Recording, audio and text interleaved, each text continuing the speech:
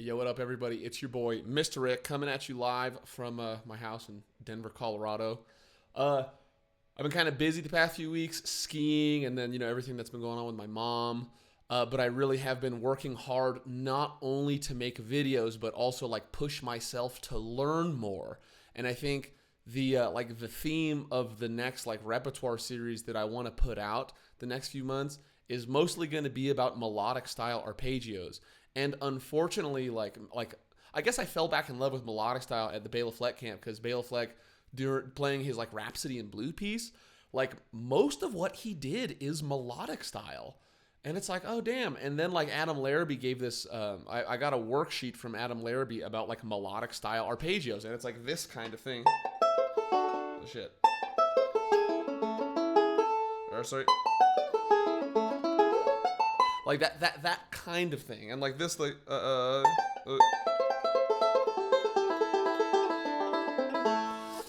so the theme of my repertoire series is going to be that I've been very inspired by melodic style from the Bela Fleck camp, and I want to put that into my next coming video series. Unfortunately, it's I spent a week just working out these melodic style arpeggios, and I haven't even come up with the arrangement of a tune yet.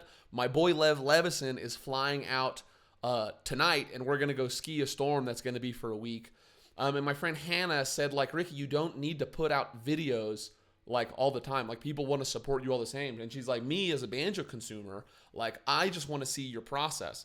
So even though I've been struggling for a week trying to come up with melodic style arpeggios for this Bill Monroe tune, Come Hither, Go Yonder, instead of posting a video just yet, it'll probably get out maybe next week or something like that after I figure out what I'm doing.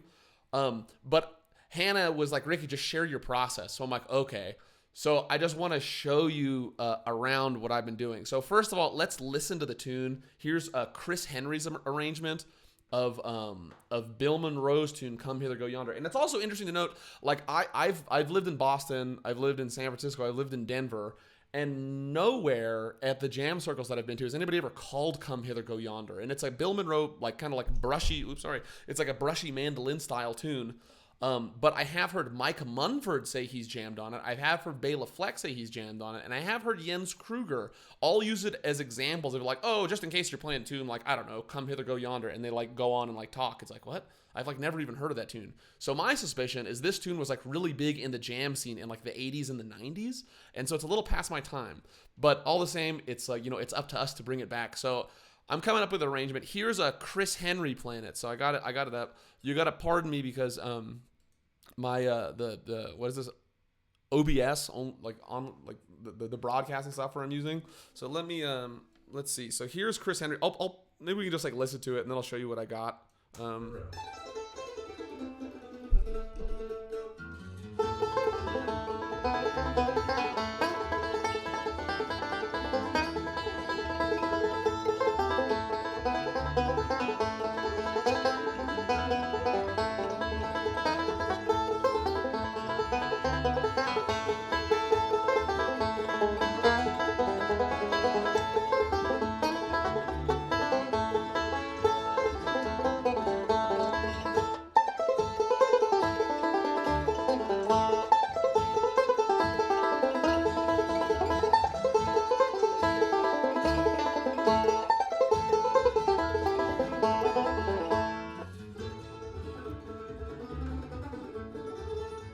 Okay, hopefully the audio wasn't that bad because I am using OBS. So anyways, you guys know me. It's one thing to arrange the melody in a way that's very nice and playable for people. It's another thing to be shreddy on it, right? And it's another thing to be shreddy entirely over melodic style arpeggios. So what I've been doing the past week, here's just kind of like scratch paper of just stuff I've been coming up with. And unfortunately, because melodic style is so intensive in its demand for muscle memory, I'll just spend 2 hours working on a few phrases. So last week I think I spent 4 hours a day. 2 hours, maybe 4 days in a row. Yesterday I spent 4 hours, and today I've been spending an hour and a half. And then I was maybe I'm not going to get this video out because Lev's coming, we're going to snowboard. So I thought maybe I'll just kind of show you my process of, I guess, the notes I've been taking to come up with a solo for this. So the melody, it has that one, and then it goes to a big 5 chord. So I guess like the first thing I wrote is like this little thing.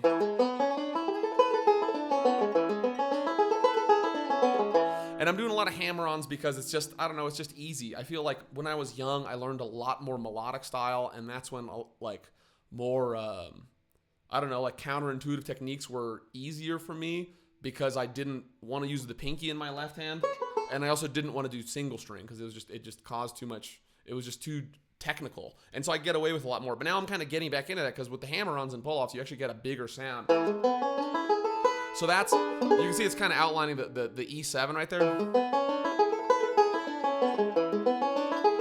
And the trick with melodic style that I found out is like, say like there's like your beta E, right, going to the gamma. Like what you can do to play around with it, say like flat the third, in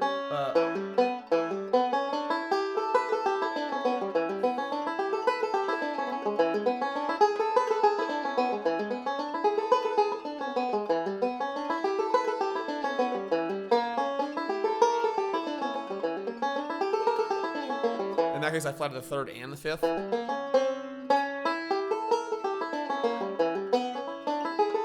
So anyways, I see that more as like a rhythmic motif and then going through 2 chord inversions. The low, the beta E, and then the gamma E with the same roll. So it opens up the possibility, if you keep the same roll, then you can like change the chords, but it's kind of up to the player to get that roll into the muscle memory. And that's kind of what I've been spending the past like week doing, is just getting new rolls into my muscle memory. Because like I said, I was like fascinated because Bela didn't really use that much single string. Even though he's a single string master, it's like all of like Rhapsody in Blue was all this really complicated, convoluted melodic style that he could just like, he just had, you know, it just came from him and it just like the stream didn't end. So anyways, I'm just kind of fascinated with melodic style, but it is a little more intensive to learn. Let's see what this next what this guy is. It looks like it's pretty similar with that hammer-on.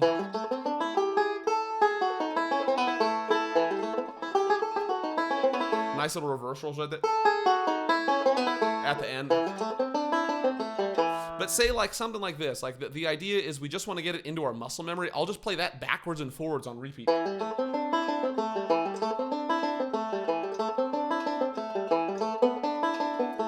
And change one note, but keep the roll.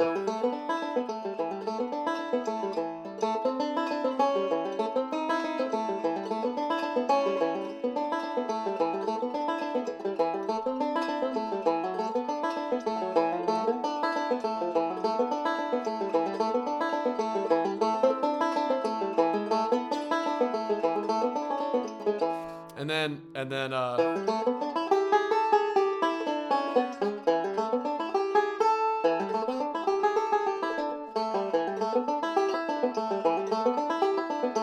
that's probably a better idea. Then I would still do it backwards and forwards, but add one note to it, so it becomes like a scale. But again, the exercise here is getting that roll into your muscle memory, and not only be able to do it forwards and backwards, but add one note at a time, kind of like a modal approach in scales. Like if you guys saw like my series on single string, like 1 2 1, like 1 2 1 1 2 3 2 1 1 2 3 4 3 2 1. I was doing that with melodic scales. So in like of the major scale, you go like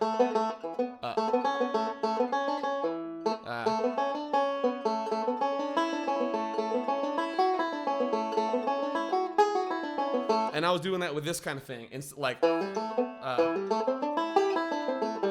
added one note.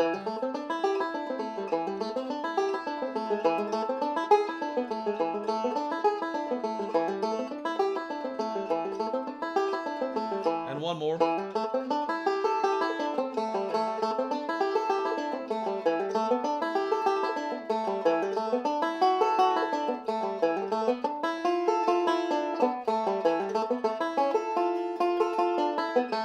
So see, I'm trying to keep the roll and change the notes. So anyways, this is kind of the outline for like what's to come. So anyways, what I started doing is like, I'm trying to arrange this tune that we just played. And I have, I don't know, I was just dicking around and I was like trying to like say like have little projects. Like, I don't know, what's this one? Okay, so you hear that pattern that's going on there. It's like, I think that's the original one that I worked out in A minor, but now I'm working out in E7. Notice I switched down, I went from alpha E to gamma E. Yeah, and notice those weird, like, where it gets irregular is like when you have to use the open strings in melodic style. Unfortunately, the more closed it is, the more regular it is. But it's like the easy chords, which have open strings in common with the chord tones, those are the ones that make it hard. So honestly, like G, C, and D are some of the hardest melodic arpeggios you could do because they have a lot of like open strings that can satisfy the chord tones, if that makes sense. So it's like, it's just really confusing, and I hope I don't lose people with this, but it sounds so cool and it's so banjo-y. And like, honestly, the more I study Bela Fleck, the more I see like how much work he puts in it to get it into his muscle memory. Like single string, you can get away with a lot. Scruggs style, you can get away with a lot, but melodic styles, you can't. There isn't as much leeway. You have to get it into your muscle memory. So that's that one. Okay, let's see what's going on. Oh, and then like I don't know what the hell is this thing. Oh yeah, that's kind of like a scale. You can see like I think it's actually a palindrome. You can see that thing right there.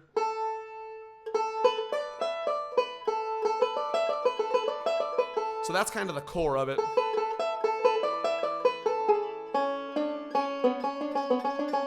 And then there's this thing down low. Again, like I'm trying to see these as scales. That's a part of your gamma E.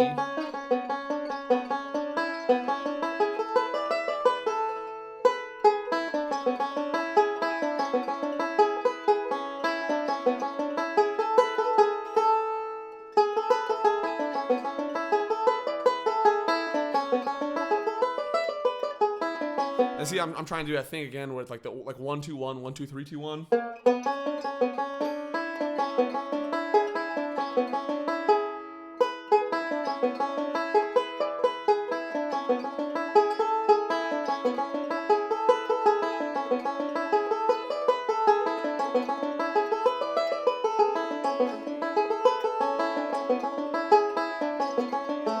So that's the idea. I don't know. I was just trying to outline an E7 because there's a big fat E7 in the song.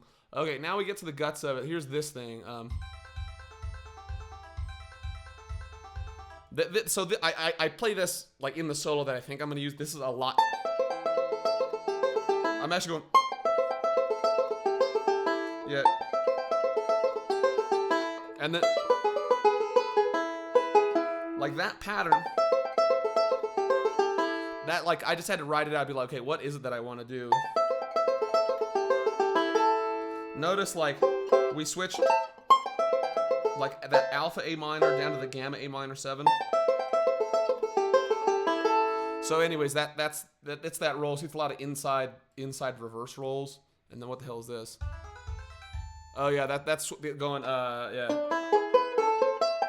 Transitioning from the alpha E7 into the alpha A minor. That's what that is. There's like a little piece. Thumb one, and then the forward roll. Okay, now we're getting into like I don't know. I just like tried to build stuff as like maybe I'll use this in my solo. So let's see what this sounds like.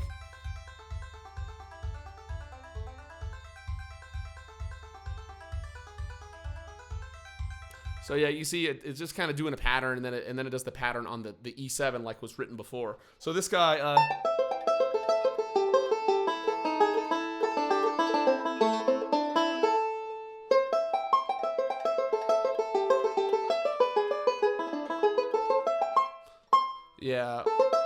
Yeah, so that's just like something you could do.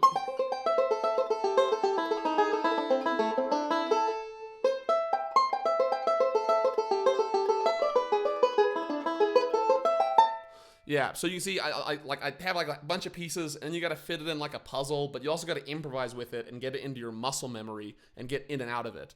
So I'm showing you kind of like a condensed version. Here's that 5 chord. Yeah.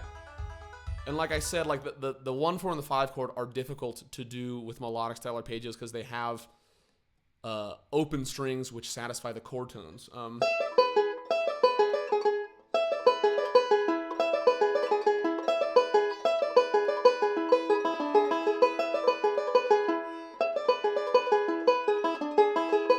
So that's like a nifty one. And then it looks like right here I tried to put them together.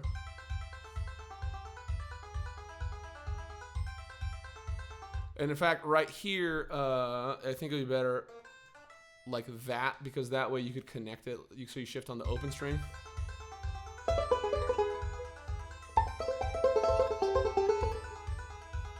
So I was just trying to do that pattern through A minor and then through E.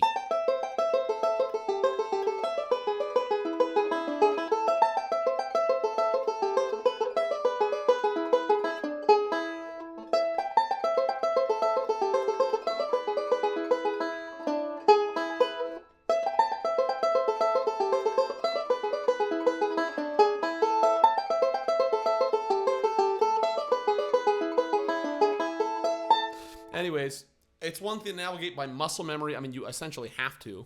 But I remember I was like, Jens Kruger told me he didn't navigate with tab. And I was like, well, how the hell do you navigate? And he's like, by the notes. And it's like, whoa. So I think it really helps to build muscle memory if you're not thinking about your fingers as much and really just thinking about the notes and trying to satisfy those patterns. And then I think muscle memory will come. Okay, and then there's this lick. I can't believe I never learned this lick before. I never learned that lick before, but it's the same pattern as this one. It's that same pattern. And you don't have this. It's like A minor, open A minor, like G, but we're capo 2. But you can't use the open third string because that's major and we're in a minor. I never learned that lick, man. But that's the same roll as this.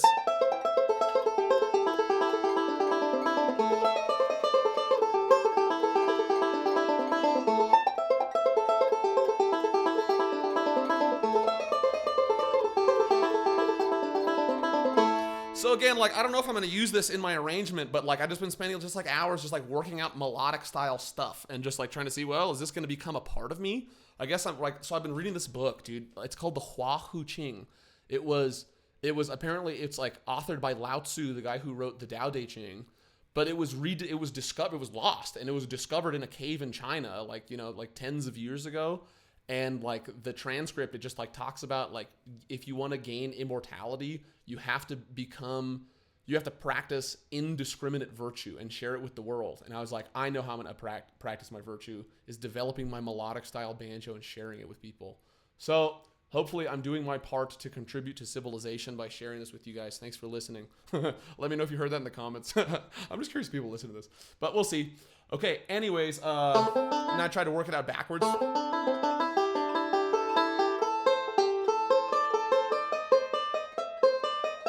Yeah, whatever. I mean,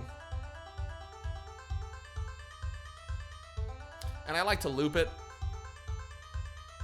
This is more of a like an exercise, just trying to see what is the bass pattern if you expand it, and then like, can you take bits and pieces of it forward and backward to insert it, just to have it on lock. So then little pieces of it will show up when you're playing sometime down the road. It does take a long time to develop this virtue. Like I said, it's muscle memory.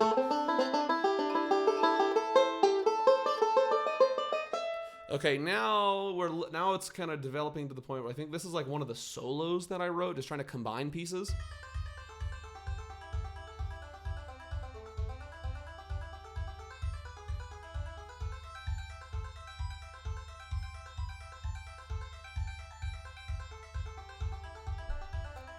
So yeah, that's just like stuff, like all the pieces I had previously written. Now I'm trying to like compose a solo, I guess.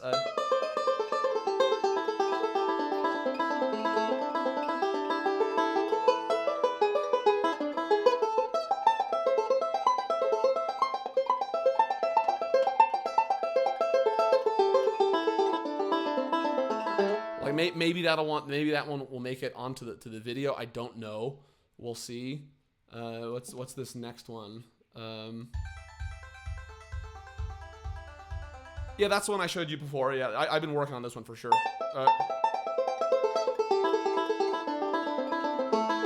And then now it looks like I tried to get it backwards. Yeah, I remember this one was weird. Didn't work out that well. But notice I don't start on G. I don't start on A. I start on C, the minor third.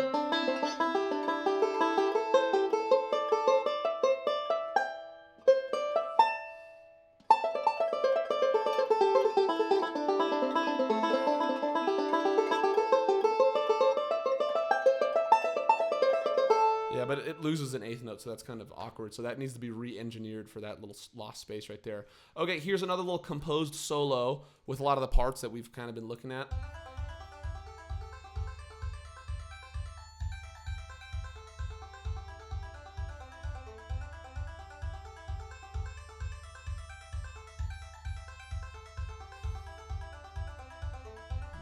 So it's like...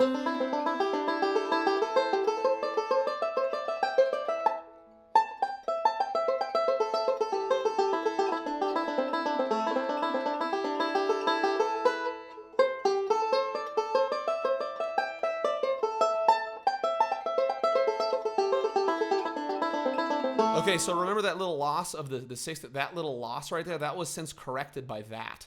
And these little junctions, those are very important for bluegrass banjo, for the three-finger banjo, melodic style banjo, the Bela Fleck style banjo, because that's how you just like keep it rolling. And like the trick there is you like pivot off the open fifth string, and it probably sacrifices like the melodic pattern just to make it playable. Yeah, it does, but it's okay. Yeah, that forward roll into the alpha A, like that thing right there is that thing is very slick. Yeah, that's cool. We like that little forward roll. Okay, cool. Now, what the hell is this? This is like something.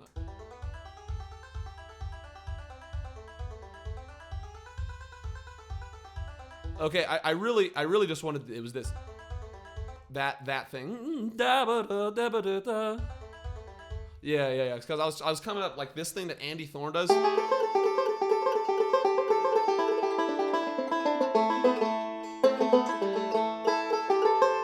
So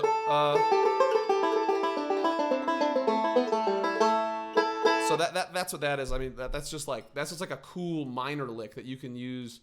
I mean, I don't know if I wrote that one out backwards, but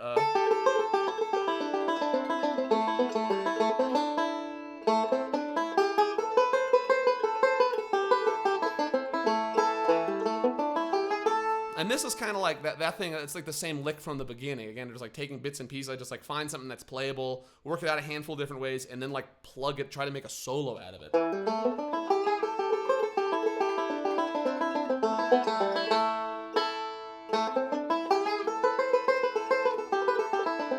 So that all that stuff is very playable, very banjo-y. Why is this here? Why is that different? That's the same thing as before. Now what's this? This is like a different variation on that same phrase. Oh, now it outlines the 5 dominant chord. Yeah, that thing. That F sharp, or the, god damn it, the G sharp.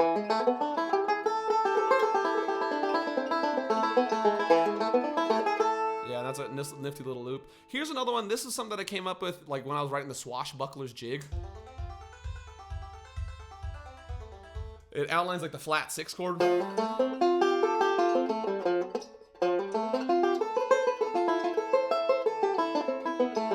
got that same end ring. Little pull up, little hammer.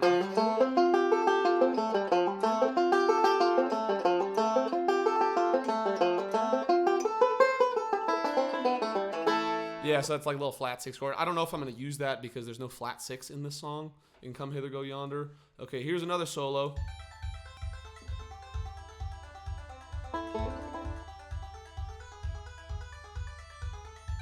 Oh.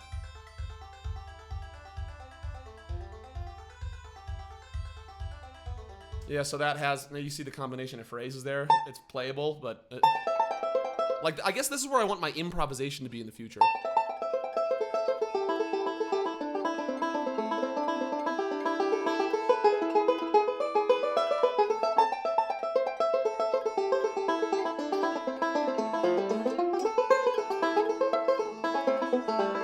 Yeah, that's cool. And I also noticed that where was that? That little forward roll that tied it together. It was that little junction that's super important. Also, that was a different one. That 5 chord. That's a very important. That's a very good lick because it's pretty regular and almost entirely closed, and you only pivot off the open first string. So that one would be very useful in, like, you know.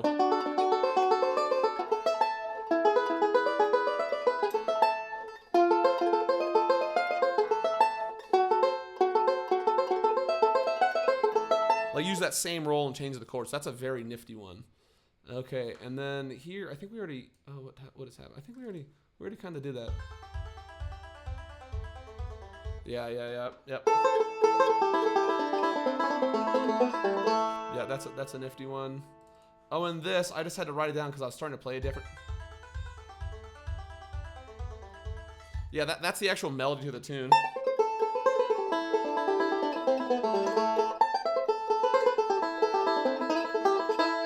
Yep, so that's that. And then this looks like the last one. So I don't know if, what's this?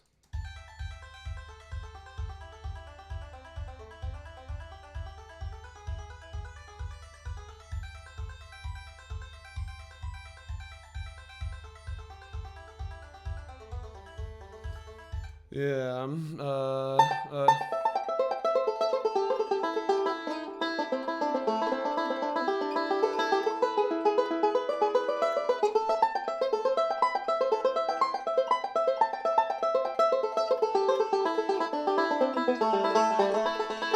So anyways, that's what I got so far. Levis and Lance tonight, we're going to go ski. So I know you guys are all infuriated that I haven't put this out yet. But I really try to get videos out every 2 weeks because it's just so much fun. But I don't know. Sometimes I can just like churn out videos because I already know the songs.